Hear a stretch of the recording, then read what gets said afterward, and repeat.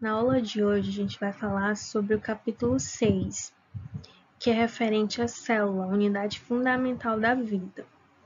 A gente vai falar sobre o citoplasma hoje. Na aula passada, a gente falou um pouquinho sobre a membrana plasmática, que a gente falou os tipos de transportes que ocorrem, transporte ativo, transporte passivo. Nessa aula de hoje, a gente vai para outra parte, para o citoplasma. Vamos lá.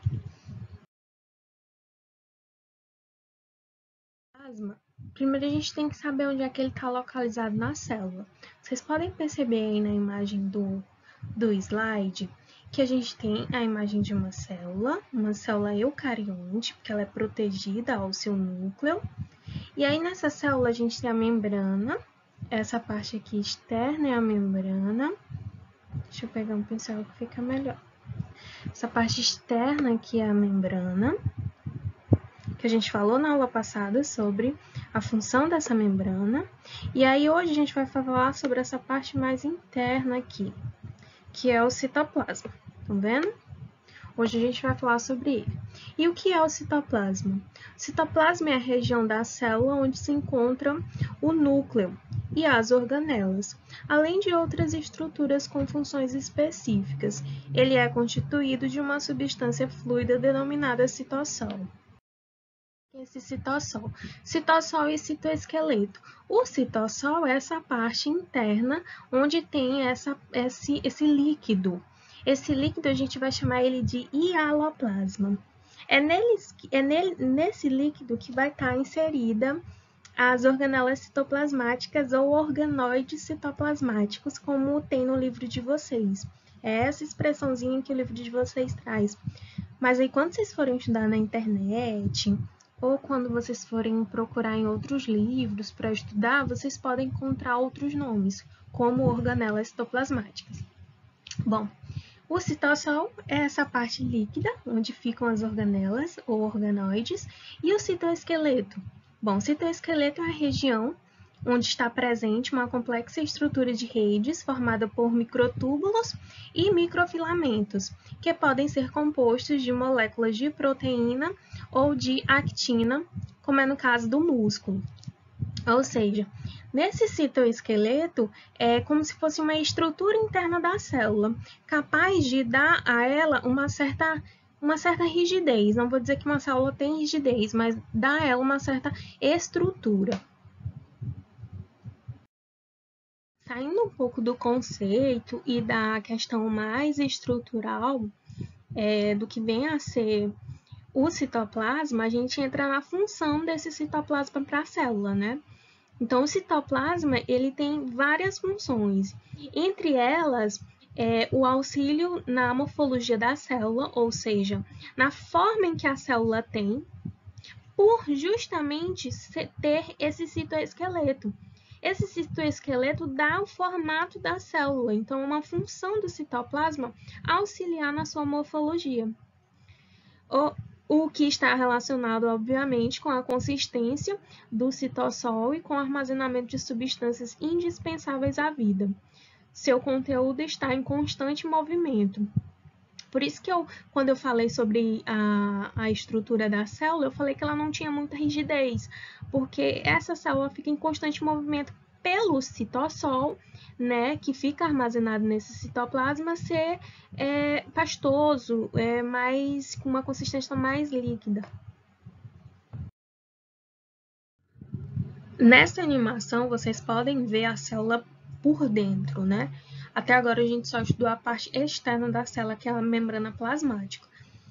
Só que a gente tem que estudar ela internamente, como é que é dentro de uma célula. E aí vocês podem ver na animação aí. Olha como é que é dentro de uma célula, olha o tanto de estrutura que tem dentro da célula. O centro da célula a gente vai encontrar o núcleo, mas em volta do núcleo a gente tem várias estruturazinhas que estão dentro de um líquido. Esse líquido a gente vai chamar de citossol, que é o próprio citoplasma, que ele tem uma estrutura constituída por um citoesqueleto que dá a estrutura da célula, e aí nele a gente tem o as organelas aí distribuídas, e cada uma dessas organelas tem uma função. Cada uma dessas partes aqui, ó, da célula, que eu estou marcando de vermelho, estão vendo? Cada uma dessas partes tem uma função para a célula. Serve de alguma coisa para que o funcionamento da célula dê certo, para que a célula tenha um funcionamento bem realizado. E aí agora a gente vai falar de cada uma dessas partes dentro da célula, de cada uma dessas organelas ou organoides que tem dentro da célula, falando um pouco sobre a função de cada um para o funcionamento da célula. Então, a gente já sabe o que são os organoides citoplasmáticos ou organelas citoplasmáticas. Agora a gente vai começar a falar de cada um. Bom, primeiro eu quero que vocês se atentem à imagem, que é para quando a gente for classificar lá na célula onde estão as organelas e qual a função de cada um desses organoides ou organelas, a gente saber como é que ele é e aonde que ele está estruturado na célula. Vejam aí na imagem do lado que a gente tem o ribossomo. O ribossomo são essas estruturazinhas aqui minúsculas, ó, que estão, esses pontinhos vermelhos que estão ligados a essa estrutura roxinha. Esse pontinho, cheio de pontinho vermelho aqui, esses pontinhos vermelhos são os ribossomos. E qual a função desses ribossomos para a célula, né?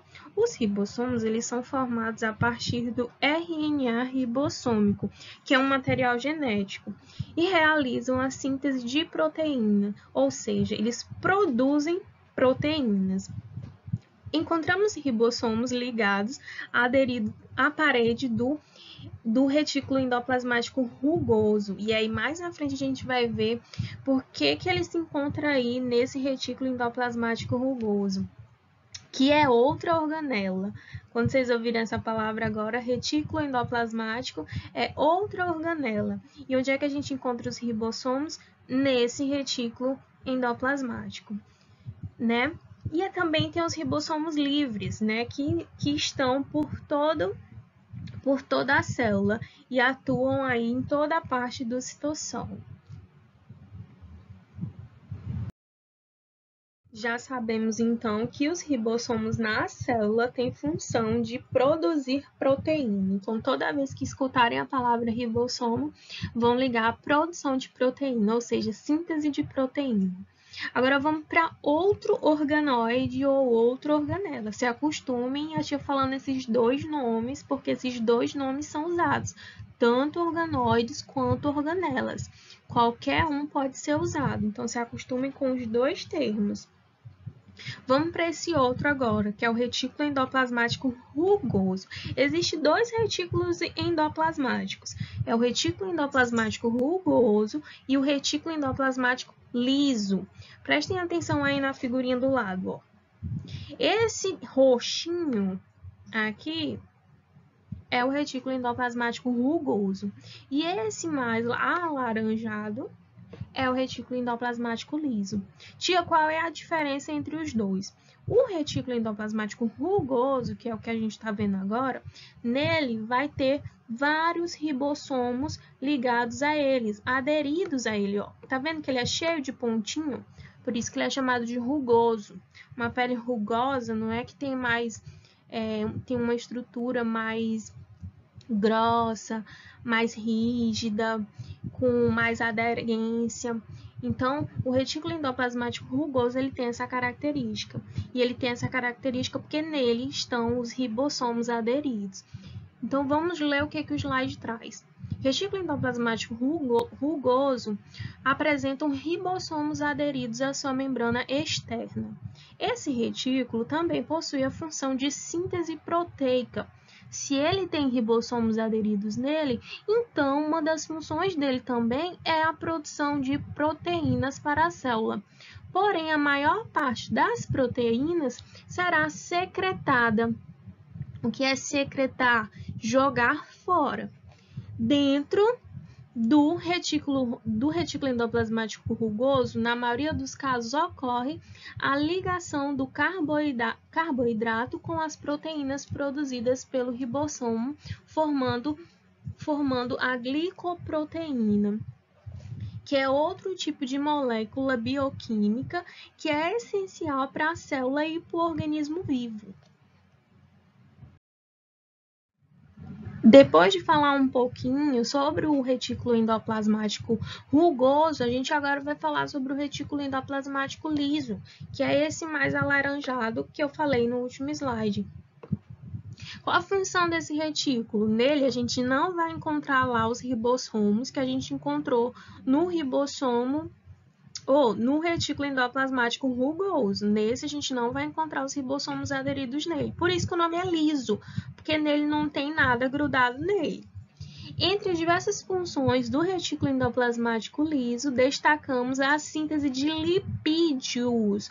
Olha só, enquanto o retículo endoplasmático rugoso traz em suas características uma das funções a produção de proteínas, o retículo endoplasmático liso vai trazer como função a síntese ou produção de lipídios, são gorduras, como óleos, fosfolipídios. Esse nome fosfolipídio lembra o quê? Lembra lá a membrana plasmática, que é composta por uma dupla camada de fosfolipídios, uma bicamada fosfolipídica.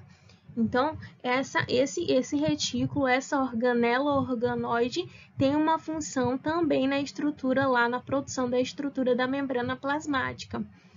Entre as secreções, claro, de esteroides, podemos destacar os hormônios sexuais, estrogênio e a testosterona do homem, estrogênio da mulher e a testosterona do homem, né, que são hormônios sexuais.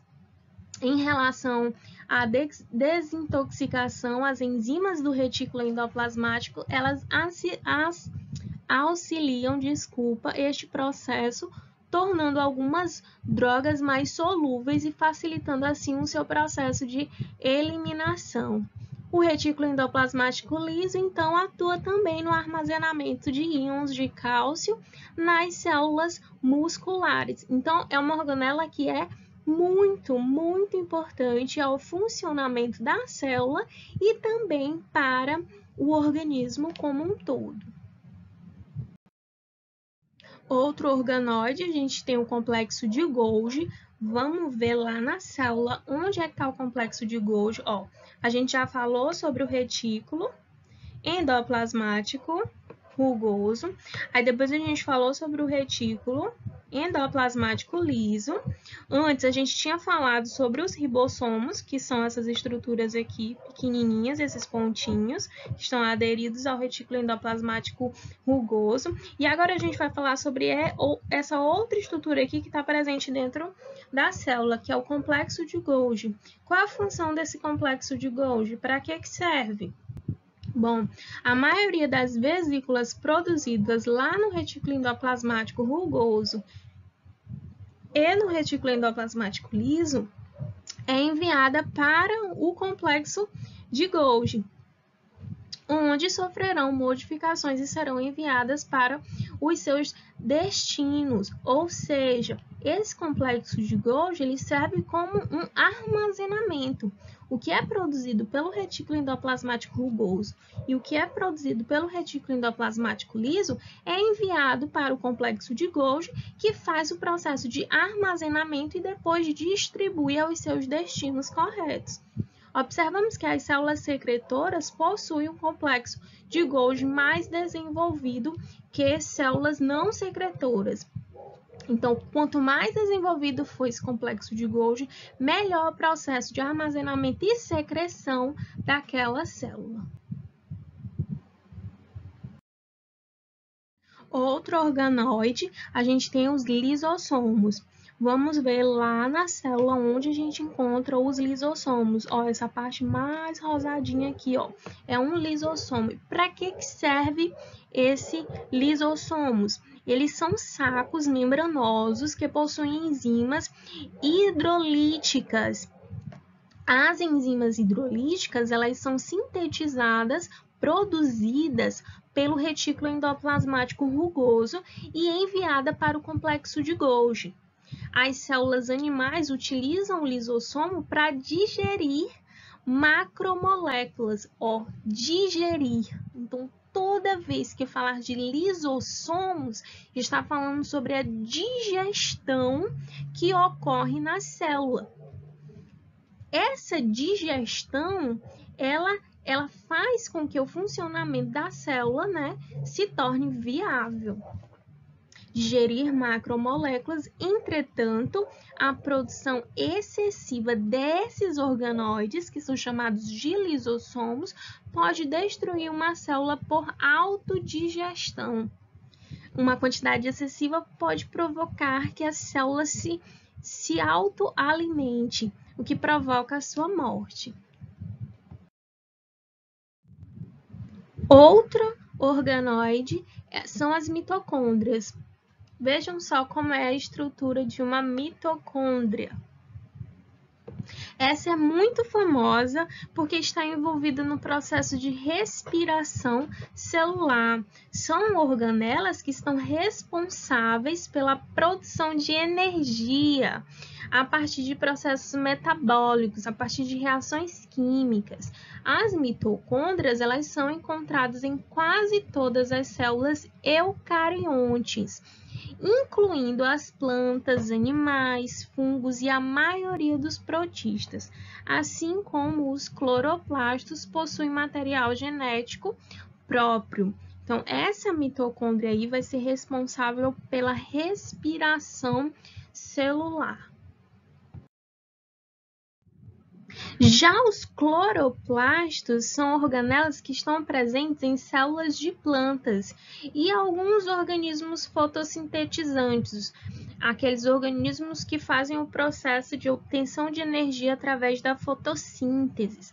São organelas responsáveis pela produção fotossintética dos carboidratos. Possuem um pigmento verde denominado de clorofila.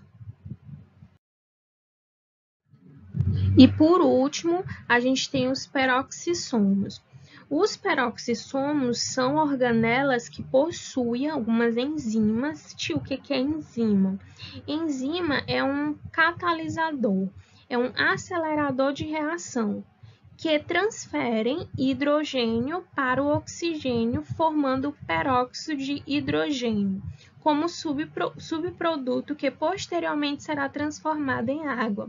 Essa transferência aí dessas moléculas de hidrogênio tem como papel principal objetivo a quebra de ácidos em moléculas menores. Entretanto, assim, nas mitocôndrias, onde produziram parte da energia necessária para a célula, os peroxissomos são encontrados no fígado. São os principais responsáveis pela desintoxicação do álcool. Então, a partir desse pequeno resumo sobre a função de cada uma dessas organelas, e obviamente vocês têm que pararem para ler o capítulo e estudarem essas organelas, cada uma de forma individual. Depois de fazer essas leituras, procurar tirar dúvidas comigo, se houver dúvidas durante a leitura. E aí, depois disso, vocês vão fazer a atividade. Bom, eu não optei por passar agora a atividade do livro, porque eu quero responder essa atividade junto com vocês na nossa próxima aula. Então, nessa aula de agora, a atividade da semana será essa atividade que está no slide. O que vocês vão fazer? Vocês vão pegar, copiar essas questões de 1 a 15. Então, são 15 questões, vocês vão copiar e responder e me mandar foto, certo? Então, essa é a atividade da semana. Bons estudos, tchau!